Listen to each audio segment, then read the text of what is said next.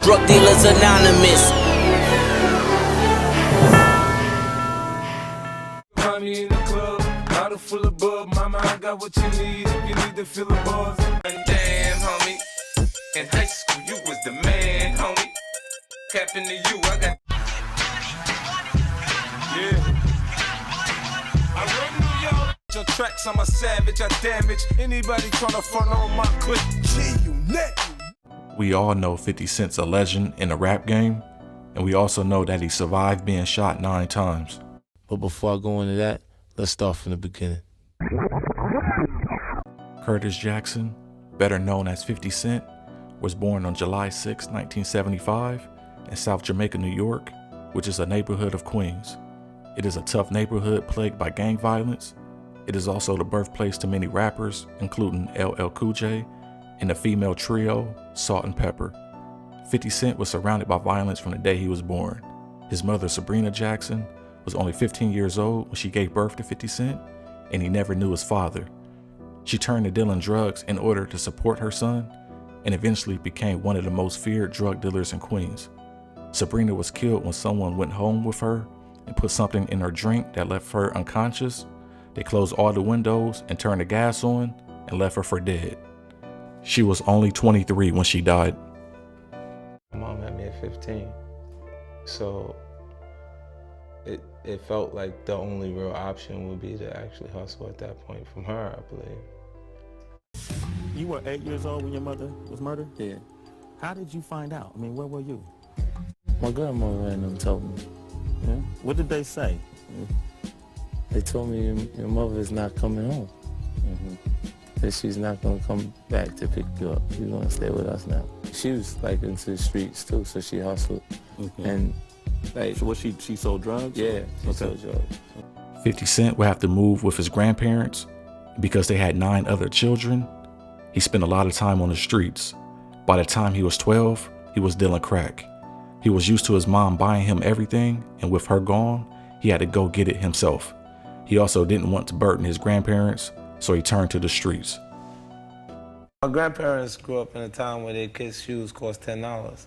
You know, it's like a big difference now. You know, the shoes cost like $100 for the new Jordans and stuff like that. So it wasn't that they wouldn't do things for me, but I was uncomfortable asking them to do it. So I asked the people that I felt had it to give. And so how old were you when you got involved in selling drugs yourself? Around 12. 12 years old, man. Yeah.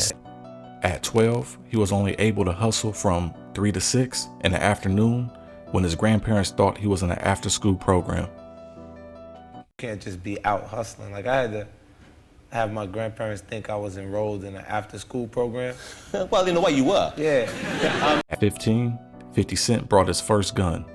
In the 10th grade, he was caught by metal detectors at Andrew Jackson High School with his gun and was arrested. After his arrest, he stopped hiding that he sold drugs to his grandparents. He will eventually drop out of high school and hit the streets full time. By 19, he was a neighborhood drug kingpin, bringing in about $150,000 a month. You end up just like your mama. At least mama's not here on her knees washing floors like you. Roy, don't you I speak got to me blood like in my that. veins. My mama ain't lived like no second-class nigga. I'm a gangster, grandpa, and I'm proud of it. You son of a... On June 29th, 1994, 50 Cent was arrested for selling 4 vials of cocaine to an undercover cop. He was arrested again 3 weeks later when police searched his home and found heroin, 10 ounces of crack cocaine, and a pistol. 50 was sentenced to 3 to 9 years in prison, but he only served 6 months in a boot camp where he earned his GED. Did it 3 to 9. The D's ran up in my crib, you know who dropping down. While in jail, 50 Cent was also listening to his favorite rappers, including KRS-One, Rakim, and Run DMC, and started to write his own raps. He dreamed about breaking into the music business, and he also adopted the nickname 50 Cent as a metaphor for change. The name was inspired by Kelvin Martin, a 1980s Brooklyn robber known as 50 Cent. He chose it because he said him and 50 Cent was the same person and that he provided for himself by any means. The name 50 Cent is a metaphor for change. It's also a gangster's name from regular street gangster in New York City from Fort Greene Project.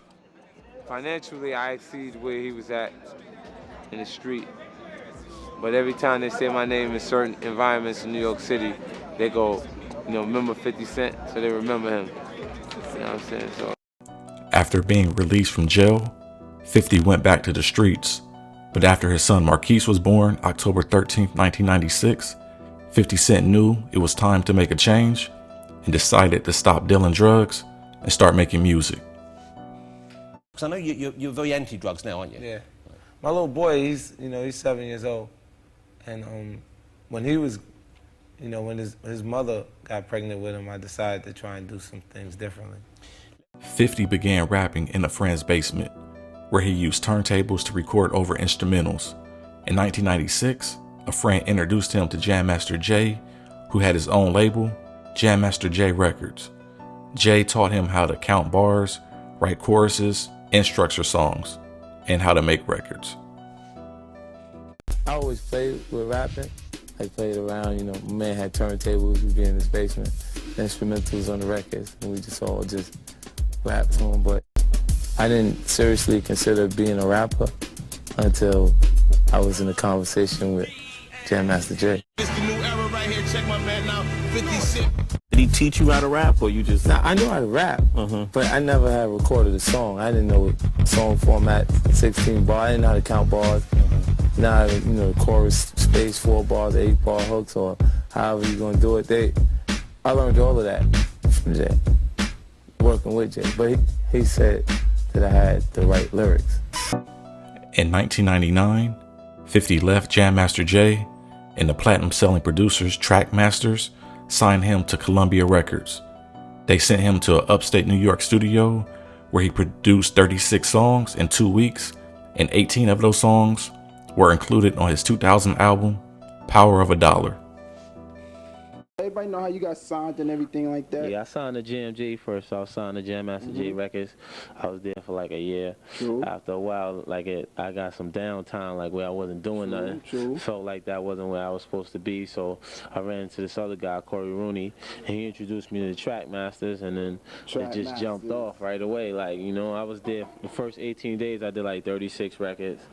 50 popularity began to grow after the success of his controversial underground single, How to Rob, which he wrote in a half-hour car ride to the studio. The track comically describes how he would rob famous artists. Everybody know about some of that heat you got from that single, How to Rob and stuff. How to Rob. Like Sticky Fingers. Sticky, like, he took, he took the record a little personal. True. It's obvious, but I ain't say nothing that everybody ain't see. So No doubt. You know what I'm saying? So I ain't mad at that. You know what I mean? And I'm like, I feel like my record is influencing people to make records similar to it.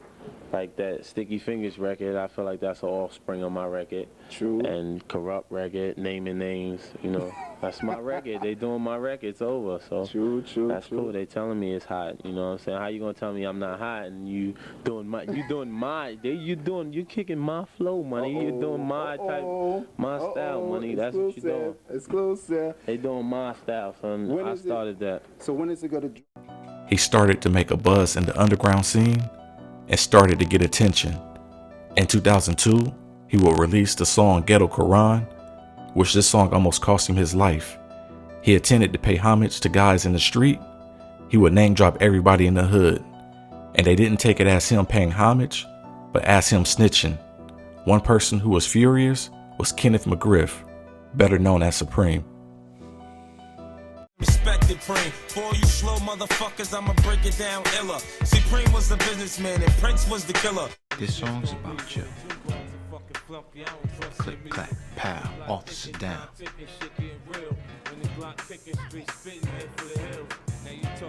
He the fucking snitch. From this day on, he ain't nothing to me. Supreme rose to prominence in early 1981 when he formed his own crack cocaine organization, which he called the Supreme Team, based in South Jamaica, Queens. After hearing 50 Cent's record, he put a hit out on 50, and the hitman would be Daryl Baum, known in the hood as Homo. Homo would get the drop on 50 Cent when he was going in his grandmother's house and shot him 9 times. Right behind me is my grandmother's home. I came out like 12 o'clock in the afternoon, May 24th. A guy got out the passenger seat of that car, came around behind it, and shot through the actual car. Where were you shot? In my hands, my legs several times, like 5 times in my hands, and then in my legs, and then in my face. How did 50 survive? I guess you could say it was God's grace. God give me style, God give me grace. God put a smile on my face. Supreme will eventually get life in prison for another murder for hire. And as far as Homo, 50 addressed him on his song Many Men, where he rapped, "In the Bible says, what goes around comes around. Homo shot me, 3 weeks later he got shot down. Now it's clear that I'm here for a real reason." He got hit like I got hit, but he ain't fucking breathing. Many men. The guy who actually shot me is dead. And the guy who paid him got life in jail. Homo had a famous friend, and that friend was Mike Tyson. And after he died, Mike dedicated one of his fights to his late friend. I dedicate this fight to my brother, Darryl Baum, who died. I'll be there to see you. I love you with all my heart. After surviving the shooting, 50 Cent dedicated himself to a career in music. He attracted attention with his mixtapes and caught the eye of Eminem, who signed him to Shady Records in 2002. This led to the release of his debut album, Get Rich or Die Tryin, which became a massive success and solidified his position in the music industry. Can you talk a little bit about 50 and how you guys, when you first heard him, what you thought and how you guys hooked up together? I'll take credit for that. You should. Semi-credit. I heard it. I brought it to Dre. Dre heard it. He was sold. And basically we said, let's do a joint venture. Like me and you get involved. Yeah, this is perfect. I'm sitting like 50-50 on 50. Like, yeah. Cut it down the middle, break it in half. That's it. And Dre, once I played it for Dre, Dre was sold on it. It's like the first time I heard it, and we did it. 50 street life experiences heavily influenced his music, showcasing themes of violence and hustling. He treated the rap game like the streets and had a lot of beefs along the way. His most known rap beef was with Ja Rule and Murder Inc., which started in the streets. There's something going on between you and Ja Rule, who's another rapper. I don't know how many people are familiar with him. I'm sure rap fans obviously are, but other people who aren't as into rap won't know. But he's a talented man as well. He seems to be doing very well for himself. Not anymore. Okay. He also had beefs with Fat Joe, Jada Kiss, The Game, Jay-Z, and many more. About $1, what the fuck is 50 cents? As his career progressed, he diversified his interests into acting, appearing in films Get Rich or Die Tryin, Freelancers, Set Up, Blood Out, All Things Fall Apart, Gun, as well as television series Power. Right here's a pound of weed. That's a kilo of coke. Kids in my school love this shit. How much is it worth? That's Xanax. It's 1,000 bars in the pack. I get each pack for 1,000. It's worth like $5 on the street. 50 Cent has also proven to be a savvy businessman and investor. He launched his own record label, G-Unit Records, who he signed Tony Yayo, Lloyd Banks, Young Buck, The Game, and Olivia.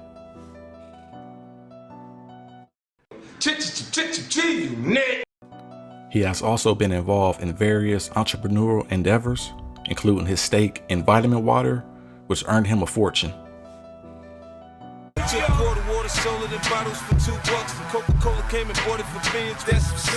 Despite his early involvement in the street life, 50 has managed to transform his life and become a successful, influential figure in the entertainment industry. Keep doing your thing, and we look forward to your next endeavors.